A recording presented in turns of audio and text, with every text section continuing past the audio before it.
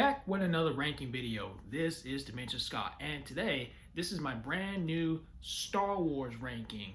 With the release of the Mandalorian and Grogu release over the weekend, over Memorial Day weekend, it was time to rank how I personally rank the prequel, the original, and sequel and spin-off films from least to the best.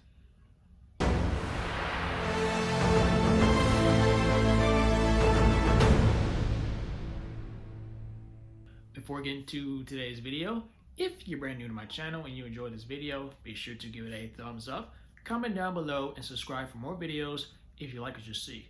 You can also find me on Facebook and Instagram with the same name as usual, Dimension Scott.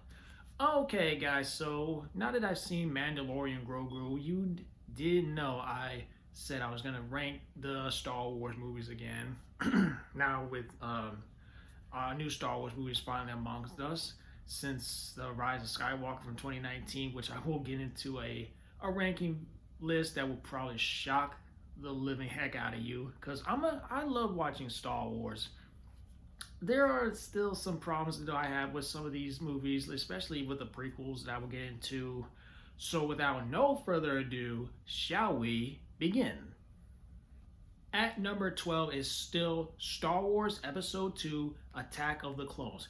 If you've seen my previous rank video, then you know how I personally feel about Attack of the Clones. It is very, very mediocre. To a point to where I just don't like that one at all. To a point I just don't care to never rewatch again. And it does have one moment or a few little moments in the third act of the film, but personally the film is so overly mediocre and boring. Well, with all the CGI, green screen, and it looked like there was not even film practically whatsoever. So that's really the main reason why Attack of the Clones is still a very, very bottom tier list for myself. At number 11 is Star Wars Episode 1, The Phantom Menace. It's still okay.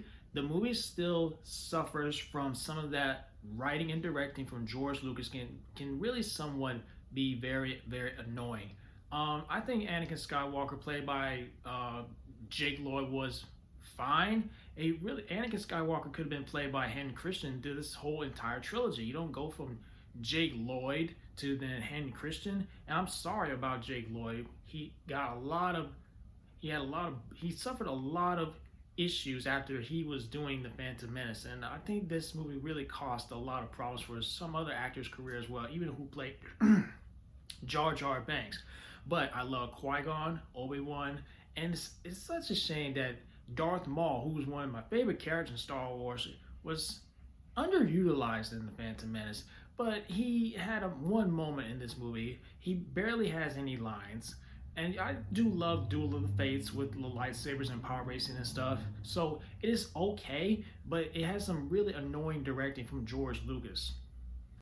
At 10th place is Solo: A Star Wars Story. Not a bad movie. The main reason why it underperformed was because it was playing in theaters around the same time as Avengers Infinity War. The movie did not bomb just because a lot of people were so divisive and upset about The Last Jedi. It is okay. I wouldn't say it's great. I know a lot of people only see Harrison Ford as Han Solo, but the guy in this movie, he did a totally fine job. And I wanted to see a possible spinoff with the twist in this movie with Darth Maul working with Kira in this movie. So, but still, it's okay for an adventure movie. A Han Solo prequel, not great. Number 9 is now the brand new Mandalorian Grogu. It was cool to see Mando and his now adopted son Grogu, or what you would call Baby Yoda, and go in their new adventure. That's all really I had to say. It wasn't oh my god, it wasn't this great out of the picture. It was just really nice to see a new Star Wars movie in the theater. It looked visually nice. You know, it was just great to see Mando again. I think Mando is indeed one of my favorite new characters in Star Wars now. And say what you want about Disney taking over Star Wars and ruining things up, but they can still give you something great in the modern Disney era.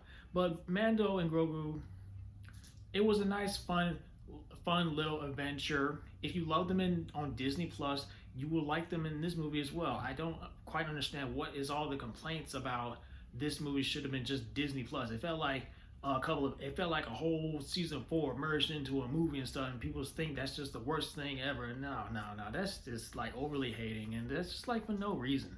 But Mando and Grogu is still a nice, fun time on another adventure. If you really miss seeing them on the main series, and you get to see them in this movie, go on a new adventure, and that's really all that matters. Number 8, and that is Return of the Jedi. This is, I think, Return of the Jedi is one Star Wars movie I would say is a little overrated in the third as a third movie, as the third installment in the original trilogy. That's because there was just due to George Lucas changes, and not the story isn't Empire Strikes Back good. Maybe some of the reveals like Luke and Leia as brother and sister felt strange, and that was not a plan set up from the beginning. And it does do a nice job in trying to give Darth Vader, Anakin Skywalker, his redemption, and wraps the story up pretty nicely. But this is still the one Star Wars movie I like to think is a little overrated. And they had another Death Star that people like to criticize about The Force Awakens. So I think this is yet another one overrated Star Wars movie, and the third movie in the original trilogy that doesn't hold quite up as well, with some unplanned twists. They already set up that Darth Vader, spoiler, is Luke's father. Luke's father. We've all seen Star Wars, but they never said that Luke and Leia were planned to be brother and sister. So I don't understand why was that crammed into this movie. But still, Return of the Jedi is still a somewhat okay wrap up story. That it's still one Star Wars movie I don't really go back and watch. Number 7 is Star Wars Episode 3: Revenge of the Sith. I know some of you have this as probably a favorite masterpiece, but not for myself, honestly. And the movie still really suffers from all that cringy directing from George Lucas, which is obviously the main problem against the prequels, that they have so much cringy dialogue and directing and writing from George Lucas. And I know many will argue that George Lucas still had a plan, he had a direction compared to now the sequel trilogy, but I can't call this really great. Now, I do enjoy the whole story about Anakin's turn to the dark side. It is tragic, and I love the whole lightsaber battle on Mustafar. Hayden Christensen is at his best, in my opinion. Ewan McGregor's Obi-Wan, and Anakin's turn to the most greatest villain of all time. But still, Revenge of the Sith is a really good in the prequel trilogy that still has some of that directing problems from George Lucas, because he really was not such the greatest at writing and directing at the time, which is why people have said George Lucas went downhill with the prequels. But still, Revenge of the Sith is a solid enough story about Anakin's turn to the dark side. Not my favorite, and I would never say masterpiece. I just think that's just way too much. That's just saying overly rated. But still, it is definitely a tragic story in Star Wars history. Number 6 is the divisive, controversial Star Wars: The Last Jedi. This movie subverted all expectations from The Force Awakens. As people say, they ruined Luke Skywalker and everything. Just absolutely, they didn't like how they treated Finn. They thought Rey was treated like a Mary Sue, and the lightsaber battle sucked and everything. But as for me, I think that Rian Johnson did a great job telling something bold, really bold and completely different, instead of something that you probably wanted it to be. I think years from now, this will be more loved. We have yet to see, because Star Wars be the way they be. But as for me, Star Wars: The Last Jedi is a great enough, ballsy, new direction. It's not my favorite of the sequels, but I bet in time, a lot of people will come to a new appreciation for this, maybe after 10 years or 20 years, who knows.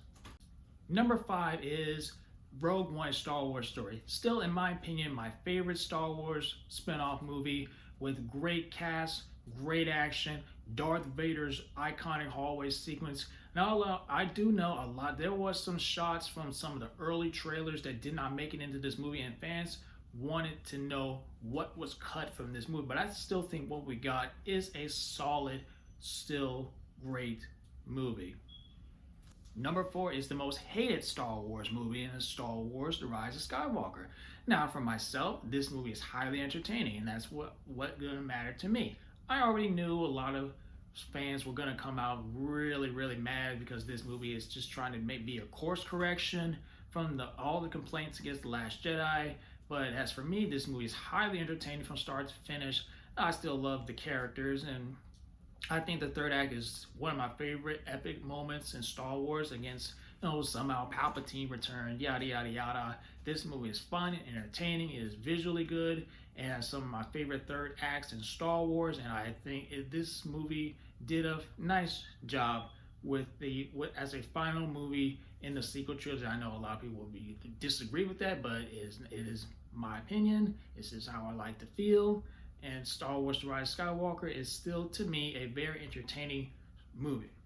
Number 3 is the second Star Wars movie in the original trilogy, and that is The Empire Strikes Back. It is a great sequel. Luke is training with Yoda, Han, Leia, Chewie, and C-3PO are on the run from the Empire, and you got that big twist moment in movie history where Darth Vader reveals, spoiler alert, "I am your father."